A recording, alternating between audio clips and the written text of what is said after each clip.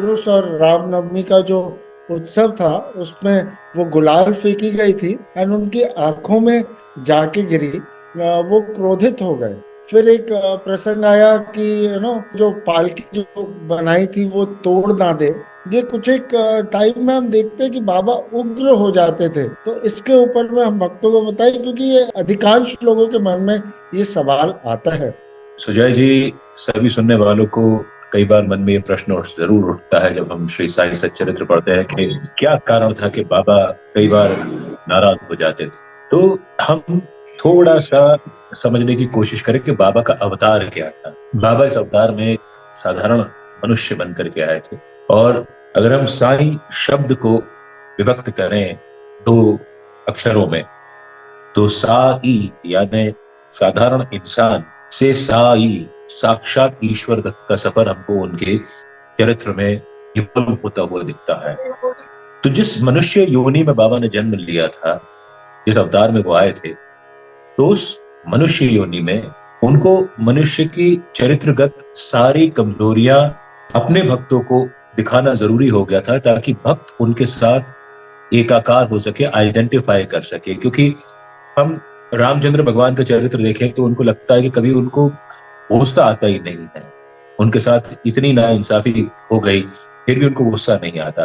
कृष्ण गुस्सा करने की जगह पर अपनी बुद्धि से, परिस्थिति से निकलने की बात करते हैं। तो हमको सहज लगने लगता है कि ये अवतार जो है उनके साथ हम आइडेंटिफाई नहीं कर सकते, क्योंकि वो अवतार बहुत इवॉल्व है, एक अपने आप में बहुत परिष्कृत अवतार है। साईं बाबा का अवतार एक ऐसा है कि जिसके साथ हम अपने आप को कनेक्ट कर सकते हैं। इसलिए बाबा का जब हम चरित्र पढ़ते हैं तो वो तमाम चरित्रगत कमजोरियां हमको समझ में आती हैं, बट उन कमजोरियों को हम अगर अक्सर ले लें, यदि हम उनको फेस वैल्यू पे ले लें, तो हमको लगेगा कि बाबा तो बहुत कमजोर इंसान थे। लेकिन उनकी इन सारी चारित्रिक विशेषताओं, जिसको हम हमारी जो चारित्रिक कमजोरियां हम समझते हैं, उनको परिलक्षित करने के लिए बाबा ने अपना फोकस हमेशा इस बात रखा कि गुस्सा करें, लेकिन गुस्सा करने के बाद वो सबको, जहां पर उन्होंने गलत गुस्सा किया, जैसे हमारा हमसे कई बार होता है, हम गलत गुस्सा करते थे। जहां बाबा ने श्यामा का फेंटा उठाया, साहब चांदोरकर काका साहब दीक्षित ने मस्जिद के नीचे सभा मंडप के ऊपर टीन की चादर लगाने का काम बाबा की मर्जी के बिना उनकी पीठ के पीछे शुरू कर दिया। लेकिन जब बाबा को ये एहसास हुआ, बाबा के अवतार को ये एहसास हुआ, और बाबा के अवतार को हम लोगों को ये एहसास कराना था कि अगर मुझसे किसी मेरे प्रेमी के प्रति ऐसा गुस्सा हो गया है जो कि मिसप्लेस्ड था, जो कि ठीक नहीं था, तो मुझे उस गुस्से को सुधारना भी चाहिए, उसमें जो मुझसे गलती हुई है उसको सुधारना चाहिए। तो उन्होंने क्या किया, श्यामा के लिए एक फेंटा, तुरंत सुनहरा फेंटा मंगवा के अपने हाथ से उसके सिर पर बांध दिया। राइट? ये हमको संदेश मिलता है इससे कि यदि हमसे in the heat of the moment, यदि हमसे उस उत्तेजना के क्षण में गलती हो गई है, किसी पे हमने बिना बात का गुस्सा कर दिया है, तो गुस्सा होना मनुष्य स्वभाव है। बट अगर हमको ये एहसास हो गया है तो हम अपनी गलती को सुधार लें। ये पहली सीख मिलती है बाबा के गुस्से से। दूसरी सीख, जब बाबा की आंखों में कण चला गया था, गुलाल का जो आपने प्रसंग बताया, उर्स का जब रामनवमी में ट्रांसफॉर्मेशन हुआ, तब ये जो पहला, और वो पालकी नहीं पालना था जिसको लोगों को लगा कि तोड़ फोड़ देंगे, जिसमें रामलला को बिठाया गया था। तो जब उनकी आंखों में गुलाल का कण चला गया और उन्होंने गुस्सा किया, इससे हमको शिक्षा मिलती है कि हम अपने उल्लास में किसी और की असुविधा का कारण ना बने।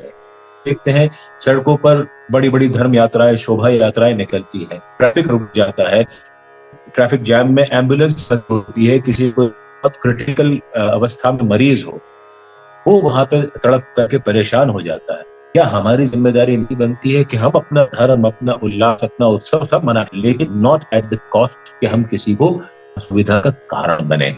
इस बात का समझ में आता है।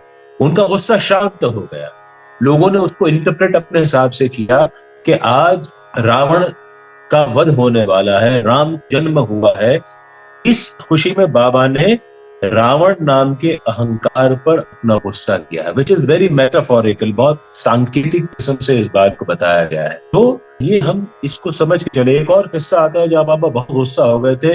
मौशी बाई, जब वेणुबाई कौजल की उनके पेट की मालिश कर रही थी और बाबा इधर उधर हो रहे थे और उनका पेट का ऊपरी सतह निचली सतह को वो बहुत जोर से दबा रही थी, दोनों सतहें मिल रही थी, और तब किसी भक्त ने कहा कि माई इनका ख्याल करना, कहीं इनको चोट ना लग जाए। तो तब बाबा कितने रुष्ट हो गए थे और उन्होंने चिमटा अपने पेट में लगा करके दूसरा सिरा मस्जिद में खंबे पर लगा लिया और उसको दबाने लगे, इस तरह से दबाने लगे कि पूरा 2.5 फीट का जो चिमटा था वो पूरा का पूरा बाबा के पेट में धंसता था। लोगों को लगा उनका चिमटे का एक और छोर पूरा का पूरा गायब हो गया, लोगों को लगा पेट फट जाएगा।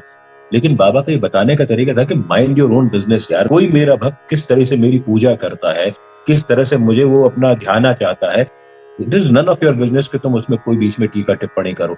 मुझे वो स्वीकार्य है, तुम अपना काम देखो ना। तो ये बाबा के हरे गुस्से में एक बहुत बड़ी सोच थी। तो यही बाबा की जो चारित्रिक विशेषता वो उनको इंसान से साक्षात ईश्वर की ओर ले जाती है। साई दोनों है, साधारण इंसान साक्षात ईश्वर, साधारण इंसान चारित्रिक कमजोरियां जो हमारे अपने अंदर परिलक्षित और उसके हमारे अंदर अधिरोपित करके हमको ले जाने का काम भी करते हैं।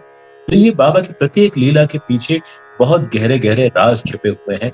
इनको जब हम ध्यान से पढ़ते हैं तो हमको समझ में आता है कि नहीं, ये तो बाबा ने कमाल कर दिया।